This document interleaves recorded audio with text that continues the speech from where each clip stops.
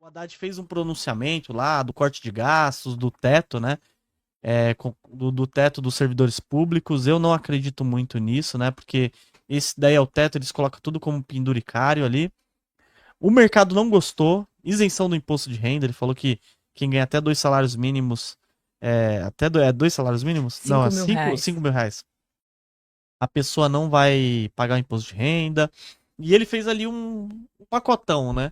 E o mercado reagiu muito mal. Macetou o dólar lá pra baixo. Qual que é a sua visão disso tudo? Então, a minha visão é que o Haddad prometeu um corte e entregou uma despesa, né? Porque, no final das contas, é importante ressaltar que ao longo de todo esse ano, este corte de gastos foi solicitado, foi cobrado, não só pelo mercado, mas também por uma oposição que está consciente de que o endividamento público do Brasil ele está correndo à solto. Sim, a nossa dívida está Hum. crescendo muito. E por que a nossa dívida está crescendo muito? Porque fazer graça com o chapéu dos outros é fácil. Nossa, maravilhoso. Então, assim, para aumentar a popularidade do governo, eles estão fazendo medidas, eles estão fazendo determinadas obras, eles estão abrindo alguns programas sociais. Só que de onde vem esse dinheiro? Esse dinheiro não nasce em árvore. Esse dinheiro é fruto de um endividamento público brasileiro.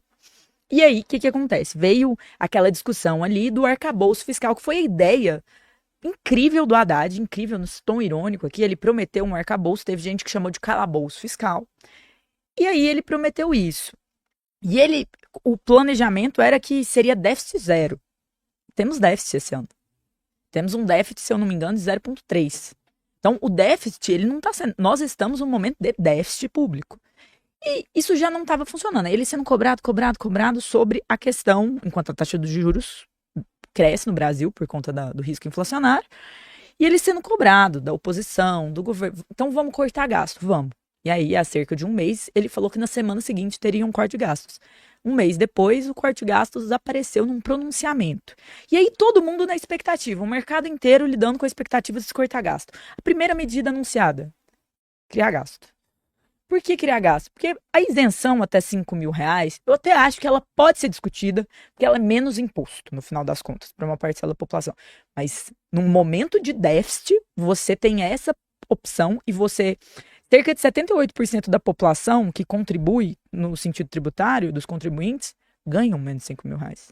Então, É. eles estariam enquadrados na isenção. E aí, deram a isenção para depois falar sobre possíveis cortes. Então, a medida proposta mais clara é uma isenção tributária que não contribui para a gente ter um cenário menos deficitário, mas sim mais deficitário. E aí ele deu uma solução que é, mas nós vamos taxar ali quem ganha dividendos ali acima de 50 mil reais, vai ter uma taxa ali de 10%. E num cálculo bem simples, eles afirmaram. E quando eu digo num cálculo bem simples, eles afirmaram, é porque não vimos o cálculo. Porque não é uma coisa que foi aberta, não é um plano que foi discutido com a É. sociedade. Ah, isso vai nutrir o que a gente vai perder. Não se sabe disso ainda. E aí, para ter certeza que ele vai economizar um plano que ele diz que é 70 bilhões, de bilhão, em 2 anos, ele anunciou outras medidas, mas tudo que é requentado de outras ideias que ele já teve, ou de outros momentos que já aconteceram, e tudo muito improvável, porque a caneta não ganha esse. Esse não é o tipo de situação em que o presidente vai de medida provisória, que é aquela lei lá que ele só assina e vai. Nem que o Ministério da Fazenda vai. É uma medida que deve ser discutida com o Congresso Nacional. E ele até esquece que o Congresso Nacional pode aprovar só a isenção e não o restante. O Verdade. que aumentaria ainda mais o déficit. Porque provavelmente ali vai ser uma PEC, uma emenda constitucional, uma lei ordinária, algumas coisas assim que vão ser aventadas ali de maneira separada. E pode se aprovar. Já imaginou se a gente aprova a isenção de 5 mil e nada mais? E Então o a gente resto lá. aumentou o déficit. E aí, dentro disso, o que ele solucionou nas questões de déficit? Pente fino no Bolsa Família. Tem as pessoas que não precisariam estariam ganhando. Acho Sim. importante, é uma coisa que a gente tem que avaliar dentro de um programa social. Não se fez isso aí nesse governo ainda. E é importante fazer, mas nem de longe isso tem um impacto orçamentário grande o suficiente para, de fato, a gente falar, pô, um ótimo corte de gastos. Ele falou algumas coisas que teriam um impacto grande, como as emendas. Ele falou sobre ter um limite para as emendas e não deixar a emenda crescer. Isso não vai ser aprovado. Eu não preciso nem que isso vá para frente para entender que isso não vai ser aprovado. A maior briga do Supremo Tribunal Federal com o Congresso Nacional esse ano foi sobre emendas parlamentares. O Congresso não quer essa interferência. E as emendas são algo que você vai ver, vai ter votação. Aí o governo solta as emendas. Por quê? Para eles votarem com. Então, é até irônico, Luan, porque provavelmente para aprovar isso vai ter que ter emenda. Então, assim, não funciona assim. Qual outra medida ele também coloca? Combater os supersalários, questão salarial. Você acha que o judiciário vai deixar isso acontecer? Você acha que a própria lógica do Congresso, do funcionalismo, desse lobby de manutenção ali, muitas vezes desses salários, vai deixar? Não vai. Então, assim, são medidas que, na verdade, elas são para inglês ver. Qual a única coisa que eu acho que ele realmente propôs, desenhou e está muito claro? A questão da isenção do imposto de renda, que agrava o déficit. E aí, a questão dos dividendos ali, de taxar a partir dos 50 mil, o que também muitas vezes é levar uma evasão de divisas. O cara que ganha 50 mil consegue fazer, às vezes, um offshore e não cair nisso. Então, assim, aumenta a sonegação. Até para a pessoa, uma coisa interessante nessa medida é que a pessoa que ganha 4.800, ela tem isenção. A pessoa que ganha 5.100, ela não tem isenção. Então, também incentiva muito a informalidade em dados fatores. Porque as pessoas tomarão cuidado com isso, sabe? Tô falando que isso vai ser, assim, gigante. Não, mas não é bem pensado, sabe? O limiar de transição que eles colocaram, até, se eu não me engano, 7.200, é um limiar de que você não pagaria isenção até aquele valor e depois você pagaria. Mas dificilmente as pessoas vão deixar chegar naquele valor dos 5.100, dos 5.200, dos 5.500. Então, até eu acho que o incentivo, e muitas vezes, para informalidade ou para pejotização, que em teses o governo que o Haddad faz parte, combate tanto. Mas cumpriu uma promessa de campanha do presidente Lula. Ou pelo menos cumpriu a promessa da promessa de campanha, porque agora ele tem que conseguir aprovar isso dentro do Congresso. E eu achei interessante, Luan, uma coisa. Quem anunciou uma medida populista dessa?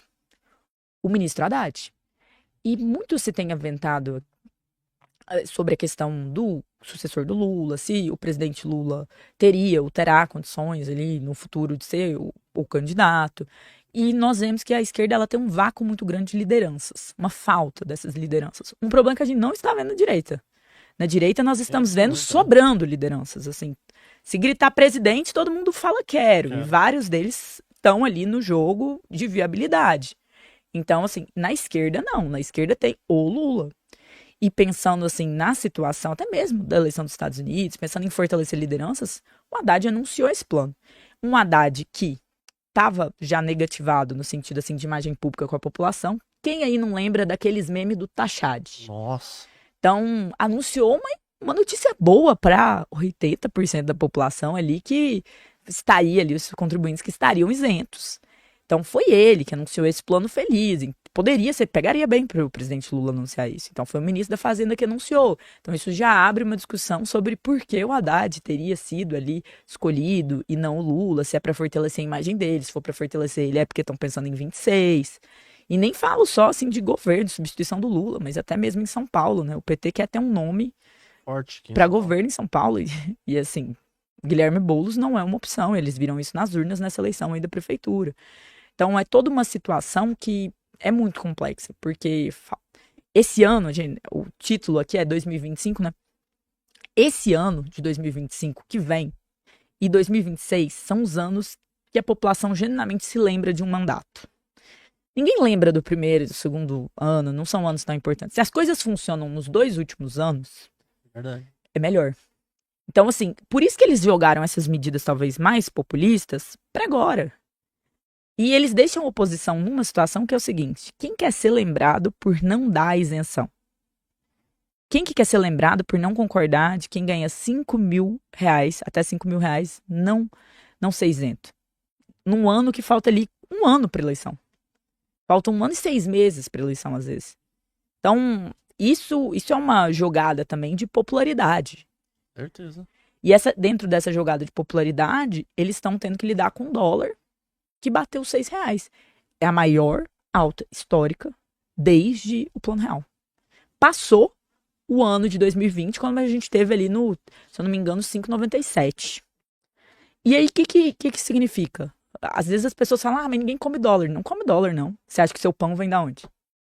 Você acha que não existe uma correlação entre os medicamentos que você toma e a importação dessa medicação? Muitos remédios no Brasil são importados. Então tem o preço ali marcado em dólar. Então tem muita coisa. O dólar influencia em tudo. Se o dólar aumentou, o preço do supermercado aumentou. Se o dólar aumentou, o preço do combustível aumentou. O preço das coisas dos seus produtos usuais vai aumentar. Então existe um impacto negativo além da desconfiança que se está tendo em relação a esse governo. O mercado está assustado, né? Assim, sei que aqui nós temos muitas pessoas que são investidores, que acompanham esse canal de muito sucesso nessa área e que agora vem, quem apostou no dólar é a única pessoa feliz no Brasil hoje. Porque no final das contas, é um dólar de R$ 6, né? Faziam piada com isso em governos passados. A própria esquerda chegou a fazer piada com isso em governos passados. E agora o dólar bate R$ 6. E a gente que toma na cabeça, né? Porque tudo fica mais caro mesmo, né? O dólar a R$ 6, igual você falou. Só o combustível já impacta tudo, porque tem todo o rodoviário, né? Que é impactado, o frete e tudo. E realmente é muito ruim aí o dólar a 6. Com esse governo eu não vejo melhoria. Você vê melhoria pra 2025, Jess? Sendo sincera, hein? Eu sou uma otimista de coração, mas uma realista ali na excelência. Eu queria que houvesse melhoria. Muita gente, quando a gente está analisando, pensa, você está torcendo contra o governo. Não, eu estou torcendo 100% a favor. Eu rezo para o ministro Haddad tomar as melhores decisões possíveis. Porque eu não quero que o meu país e o meu povo sejam prejudicados. Então não torço para absolutamente nada dar errado. Eu espero que tudo dê certo. E eu queria estar aqui fazendo uma análise de como o corte de gastos foi bom. De como ele se dispôs a mexer em setores e em situações densas e tensas. E como existe uma probabilidade maior desse corte ser aprovado no Congresso. Como as coisas vão dar certo. Mas quem não me deixa fazer isso não sou eu. Sou honesta intelectualmente. O que não me deixa fazer isso é o fato que isso não aconteceu. A gente queria que acontecesse, a gente torceu para acontecer, mas isso não aconteceu. E aí eu olho para um 2025 e com essa medida do imposto de renda, da questão da isenção, já olho mais preocupada. Porque nós vamos ter ali um universo de modificação na economia global. O Donald Trump tem uma política econômica muito diferente do governo democrata, então ele tende a ser um tanto quanto mais protecionista. Por ser a economia dos Estados Unidos mexe na escala geral, China, como os agentes ali, os países acabam lidando com isso. Então tem muita coisa que está num cenário de incerteza. E aí, concomitante a isso, a gente tem um governo cada vez mais endividado, que acaba batendo em questões como credibilidade. Nós temos um país onde a insegurança jurídica ela não é regra, ela é lei. É absurdo o nível de insegurança jurídica. A situação do X com a Starlink, né, que houve-se a quebra ali da lógica de separação das duas empresas, prejudica muito. Tem um investidor muito famoso, um dos maiores do mundo, o Bill Ackman, que ele chega a falar que o cenário de insegurança jurídica, que é a situação do Twitter, do X, com a Starlink, quando eles passam a dívida para a Starlink, atrapalha os negócios do Brasil a nível global. E não é porque o cara gosta do Elon Musk. Não. É por um cenário que se eu tenho uma empresa forte no mundo e eu tô levando ela para um lugar, eu preciso de um nível de estabilidade bom para colocar minha empresa naquele lugar. Ou eu não vou levar, ou eu vou levar para um outro país que tem um nível, uma segurança jurídica maior. Então, assim, o Brasil tá numa uma espiral de queda em vários pontos que são valorizados dentro de uma democracia. Seja a situação da liberdade de expressão, seja a lógica da segurança jurídica, seja a própria lógica econômica. Então, a gente não está cortando, mas a gente está gastando muito. E por que eu acho que vai piorar? Porque quanto mais chega perto da eleição, mais populistas políticos ficam. Mais propensos a criarem planos mirabolantes que deixem eles em bons lençóis são feitos. Porque, no final das contas, a eleição... Estranho falar isso, mas a eleição de 2026 começa em 2025 já. Já começou. Já começou com esse pronunciamento. Já começou. E ela já começou e agora as pessoas elas vão ter interesse. E eu não tô falando aqui só do presidente da República. Tô falando de todos os agentes. O cara que é deputado vai ter esse interesse. O cara que é senador vai ter esse interesse. O cara que é presidente, governador, deputado estadual, todos vão. E as pautas acabam, se você for olhar, as pautas de mais verba, de mais gastos, elas costumam vir nos 2 anos finais. Verdade, a exceção é o, cofres, acho que o né? Michel Temer, mas assim, é que não tinham interesse em reeleição, em concorrer. Mas, majoritariamente, mesmo se eu olho ali, governo Fernando Henrique, onde eu vejo uma expansão maior dos gastos? No final do último ano de mandato. Governo Dilma, governo Lula anterior, governo Bolsonaro, também.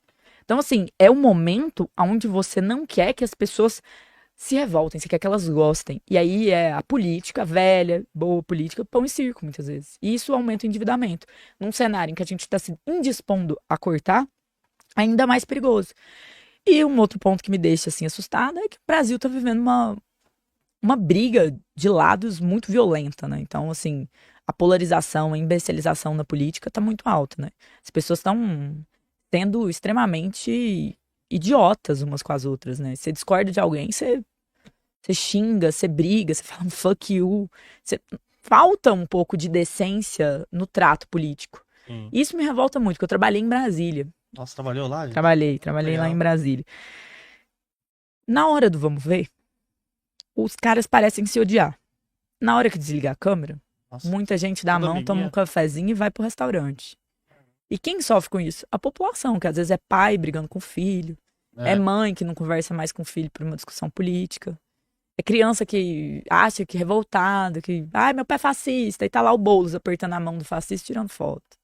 Então, assim, o ódio na política ele é um processo em ascensão, na minha perspectiva.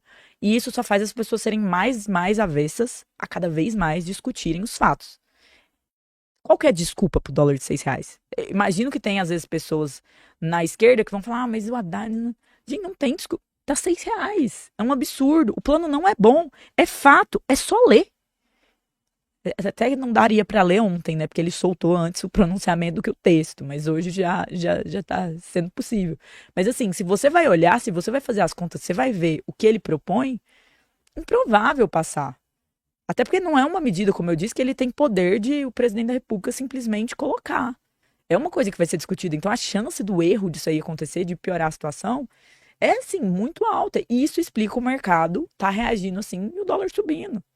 Então, assim, eu fico encabulada com gente que hoje vê o Brasil por uma lente que é puramente ideológica, que é puramente assim.